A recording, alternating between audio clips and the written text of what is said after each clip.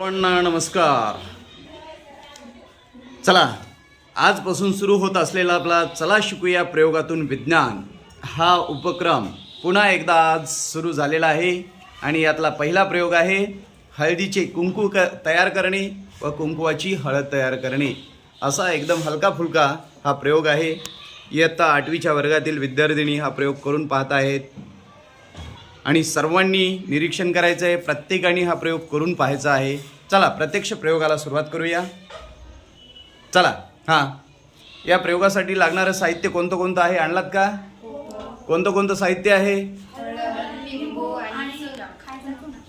हळद, लिंबू आहे, खाण्याचा चुना आहे आणि पाणी आहे. चला प्रयोग करा. प्रथम काय घ्यायचं आहे आपल्याला?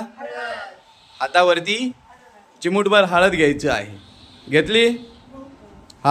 यानंतर थोडंसं पाणी टाकायचं आहे. हात चोळून घ्यायचा आहे. हात चोळून घेतल्यानंतर पाहूया हाताला रंग कोणता तयार होतो. कोणता रंग तयार झालेला आहे? हाताला कोणता रंग लागलेला आहे? हळदीचा रंग पिवळा असतो हे आपल्याला प्रत्येकाला माहिती आहे. आपले सर्वांचे हात पिवळे दिसत आहेत. चला यानंतर त्या हातावरती थोडंसं खाण्याचा चुना टाकायचा आहे. टाका, बघूया काय होतं ते. थोडंसं पाणी लावा.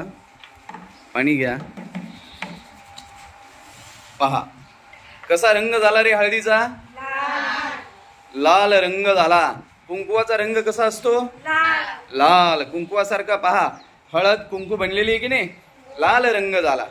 दाखवा हात सर्वांनी. पहा या ठिकाणी आपण पाहू शकता हळद घेतली आणि त्यावरती फक्त खाण्याचा चुना चोळला आपण तर आपले सर्व हात लाल झाले. यानंतर पाहूया पुढच्या प्रयोगाकडे वळूया. आपण पुढची कृती पाहूया. यावरती थोडासा लिंबू आपल्याला पिळायचा आहे. हातावरती पिळा.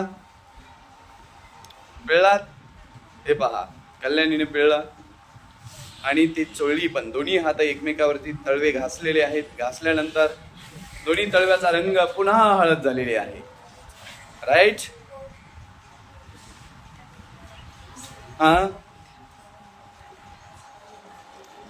पूर्ण घास ते लिंबूच घास हातावरती. दाखवा पुन्हा एकदा. कसे झालेले आहेत हात? पुन्हा एकदा पिवळे झालेले आहेत.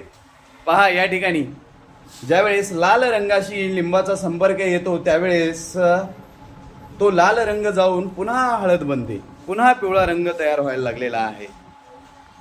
हाच आहे प्रयोग आपला आजचा. हळदीचे कुंकू तयार करणे आणि पुन्हा परत कुंकवाची हळद तयार करणे.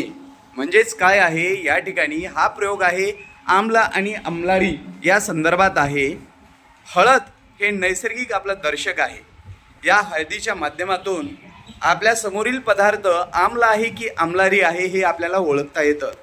ज्यावेळेस हळदीचा संपर्क आम्लारीशी येतो त्यावेळेस हळदीचा रंग लाल होतो आणि ज्यावेळेस हळदीचा संपर्क आम्लाशी येतो त्यावेळेस हळद रंग न बदलता पुन्हा त्याच रंगामध्ये असते, पिवळ्या रंगामध्ये. अलग लक्षात? हळद हे नैसर्गिक निर्देश वापरून दर्शक वापरून आपण हा छोटासा प्रयोग करून पाहिलेला आहोत. समजलं सर्वांना? मग आपल्या घरी गावामध्ये जे काही भोंदू बाबा वगैरे येत असतात ते अशा स्वरूपाचं एखादी लिंबामधून रक्त बाहेर येणं, नारळातून रक्त बाहेर येणं, असं रंगाचा वापर करून या आम्ल आणि आम्लारी पदार्थांचा वापर करून हे आपल्याला बनवत असतात. आपल्याला बघितलेलं आहे असं काही? असं फसवत असतात. तर आपण असं काही फसायचं नाही आहे. याच्या पाठीमागचं शास्त्र काय आहे, विज्ञान काय आहे हे समजून घ्यायचं. या पाठीमागे दुसरं तिसरं काहीच नाही आहे, साधं विज्ञान आहे. आम्ल आणि आम्लारी यांची रासायनिक अभिक्रिया झालेली आहे. त्या दर्शकाच्या साह्यानं तो रंग आपण कसा बदलतो हे पाहिलेलं आहे.